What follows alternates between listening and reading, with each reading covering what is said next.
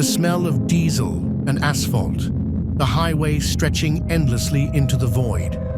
To most, it's just a road. To Dellmus Colvin, it was something else, a hunting ground. From 2000 to 2005, prostitutes in Toledo, Ohio, started vanishing. Women who lived on the margins, addicted, desperate, forgotten.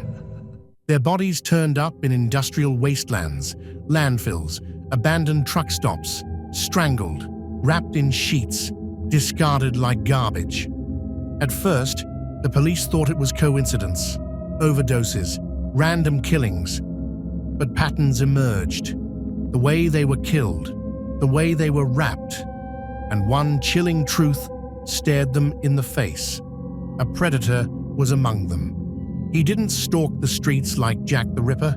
He didn't lure victims into his house like Dahmer. Instead, he hunted from the cab of an 18-wheeler, his victims locked inside a rolling tomb.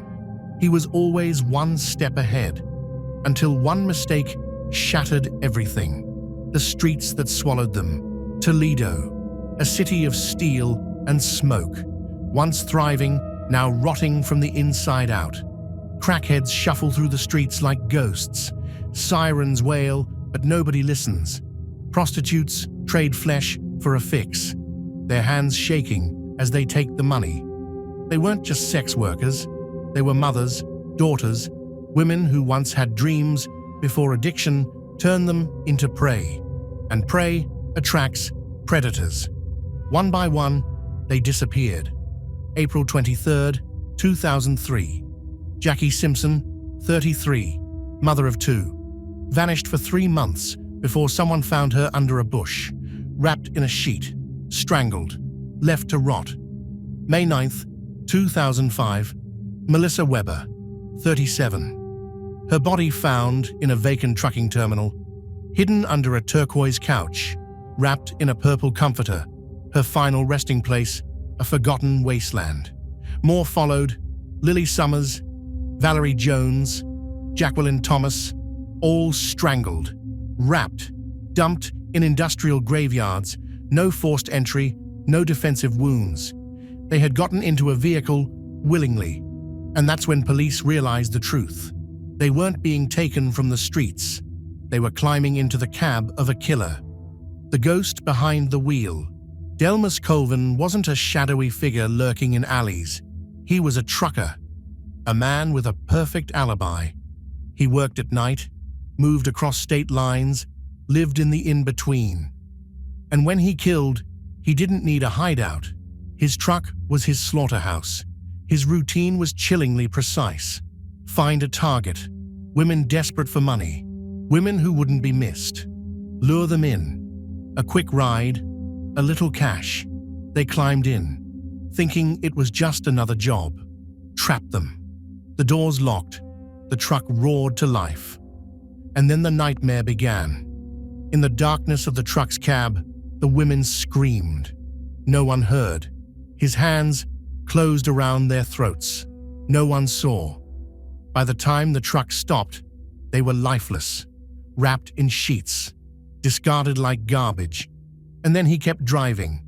The one who got away for years. Colvin was untouchable. No cameras, no witnesses, just bodies appearing in desolate places. But then, a survivor broke the silence.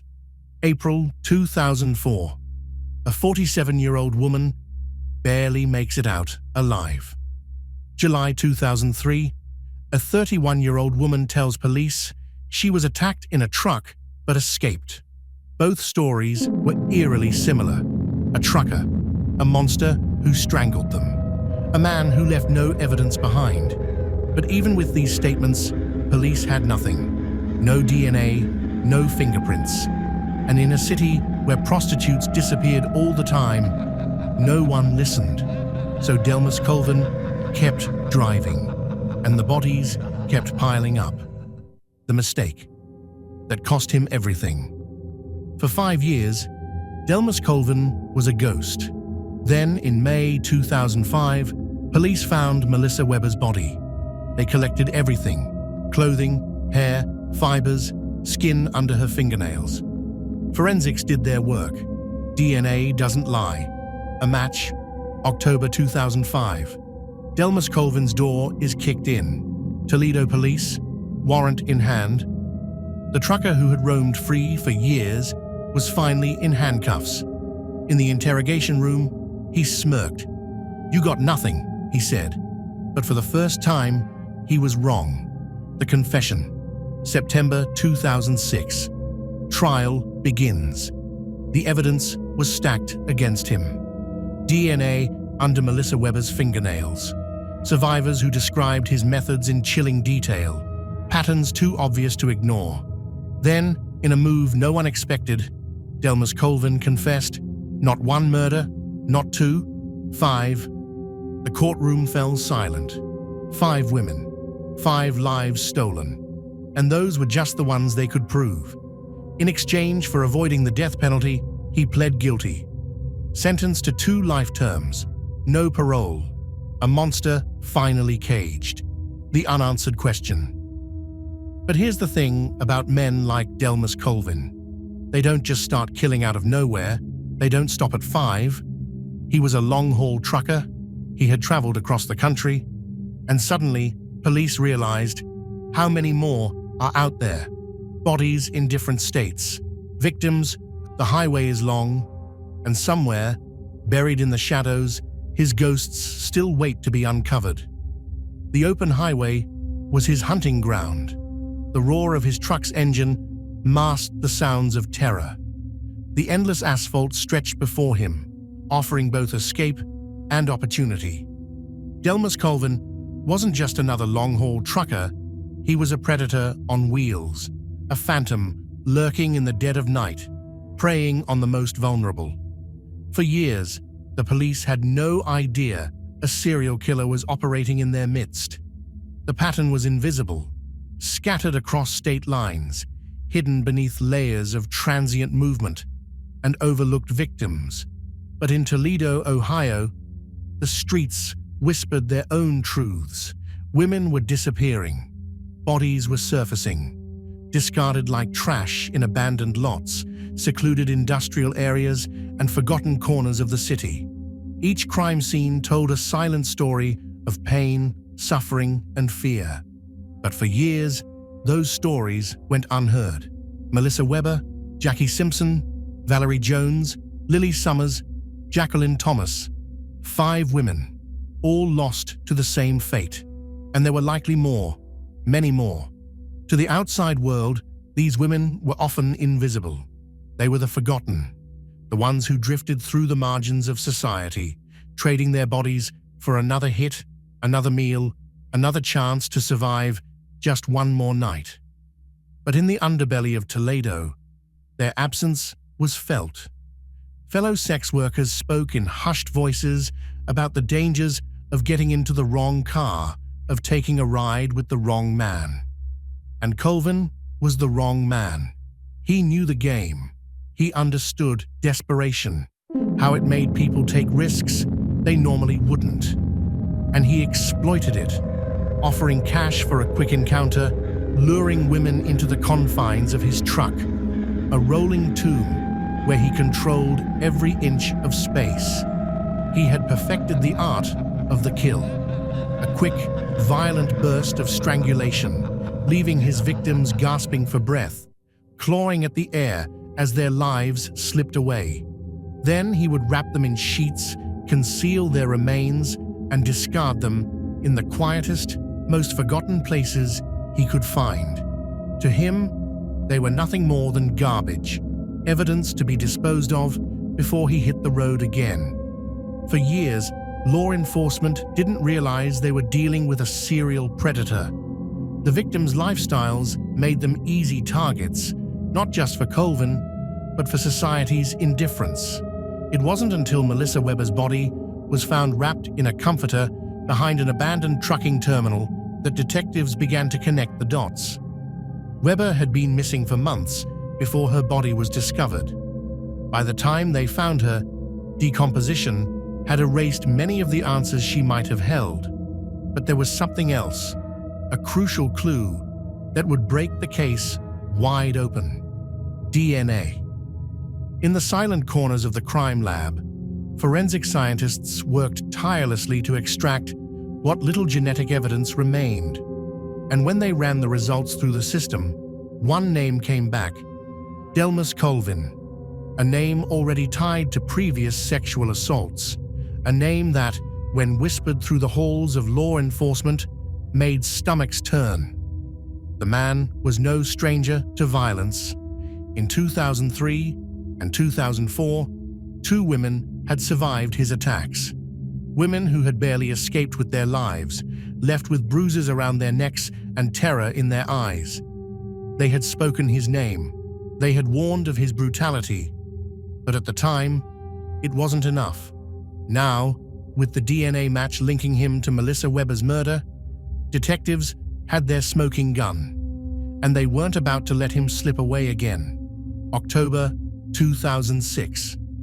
Colvin sat in a cold, sterile room, the walls closing in around him. The interrogation was relentless. Investigators pressed him, poking at his weaknesses, prying at the edges of his carefully crafted facade. He had been caught, and he knew it. But even in that moment, there was something chilling about the way he confessed. It wasn't the admission of a man consumed by guilt or remorse. It was calculation, a trade. Colvin agreed to talk, agreed to tell them about the others, the ones they hadn't yet found. The names came spilling out, each one heavier than the last. 5 women, 5 lives stolen, 5 families shattered. He admitted to everything, but not out of regret. It was survival. By confessing, he avoided the death penalty. By spilling his secrets, he ensured he would live, even if it was behind bars. It was a deal that left a bitter taste in the mouths of the victims' families. "I hope he rots in hell," Melissa Weber's mother said, tears in her eyes, anger shaking her voice. For them, justice felt hollow. The man who had taken their daughters, their sisters, their mothers, he had escaped true punishment. He had cheated death just as he had cheated life, slipping through the cracks of morality, just as he had slipped through the highways and truck stops of America, leaving devastation in his wake. But as the courtroom emptied, as the headlines faded, one question still lingered in the air like a specter. Were there more? Melissa Weber's brother voiced the fear that so many couldn't shake. My question is, are there more? I mean, in addition to this, how many? I can't believe this is just it. Because serial killers don't stop. Not until they are forced to. And Delmus Colvin had spent decades on the road, traveling from state to state, town to town, city to city. Who else had he picked up? How many other names had he chosen not to say? How many bodies were still out there, waiting to be found, long forgotten by everyone, except for him? Colvin might have been caught, but the road behind him was littered with shadows. And some roads never end. For years, Delmus Colvin had stalked the highways of America, a phantom in the night, preying on those society had forgotten. His truck, a steel predator, roamed the roads of Ohio, Tennessee, New Jersey, and beyond. Each stop, a potential crime scene. Each highway, exit a door to death. But now, the long hunt was over. He was caught, shackled, cornered, and with nowhere left to run, he did the unthinkable. He talked. Late one evening, in a stark, windowless interrogation room, Colvin sat across from detectives, his massive hands resting on the steel table, his fingers tapping against the cold surface. It wasn't fear in his eyes, no remorse, just a hollow amusement, as if this were all a game, and the police were simply catching up to the moves he had made years ago. "You think you got me all figured out?" he smirked, leaning forward. "I ain't even told you half of it." For hours, detectives listened as Colvin unraveled a dark, twisted tale, one far worse than they had imagined. He spoke of truck stops and back alleys, of women who had no idea that the man offering them a ride was, in fact, a monster. He listed names, locations, details no one else could have known. Some of the victims had never even been reported missing. Lost souls discarded like garbage, their disappearances unnoticed, their lives erased with no outcry, no headlines. But perhaps the most chilling part, the way he spoke about it. There was this one girl, Colvin said, smiling slightly. She fought hard, thought she could get away, but they all do, you know. At first, silence fell over the room. The detectives didn't interrupt. They let him talk. And talk he did. The more Colvin confessed, the more horrifying the picture became. He wasn't just a killer. He was a seasoned killer, a predator who had refined his methods over decades. His victims, mostly prostitutes, were chosen carefully, vulnerable, alone, addicted. He knew how to pick them, how to lure them, how to make them disappear without a trace. He would offer a ride, maybe a little cash, the promise of something quick and easy. But once they were inside his truck, they were already dead. You ever see what happens when someone realizes they're not getting out alive? Colvin asked, a sick amusement in his tone. It's like watching a candle go out. Investigators knew they had captured a monster. But just how many lives had he taken? That remained the most disturbing question of all. Because even as he listed his victims, even as he detailed their last moments, Colvin made one thing very clear. This was not the full story, not even close. For years, law enforcement had speculated that truckers made the perfect serial killers. They were transient, moving from state to state, dumping bodies in places they would never return to. Now, sitting across from one of the worst of them, they understood just how difficult it was to put a number to the horror. More than 5, a detective asked. Colvin laughed. Oh, way more than that. 10, a shrug. Keep going. 20, another smile. No one spoke after that. If what he was implying was true, then the murders he had confessed to were just the tip of a very dark, very deep iceberg. And the worst part? They might never know the full truth. When the trial finally came, it was swift. The evidence, DNA, survivor testimonies, his own confessions, sealed his fate. The prosecution could have pushed for the death penalty, but in the end, a deal was struck.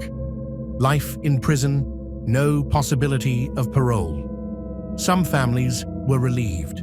At least they knew what had happened to their loved ones. But others would never get that closure. Because for all the names Colvin had given, there were still so many missing, so many unanswered questions. And somewhere out there, in forgotten truck stops and unmarked graves, the echoes of his crimes still lingered. Delmus Colvin is now serving his sentence at the Toledo Correctional Institution. He will never walk free again, never climb into the cab of a truck, never prowl the highways in search of another victim. But the scars he left behind, those will never fade. Because the truth is, some killers don't just haunt crime scenes. They haunt time itself. And for every victim we know, there are always more left in the dark.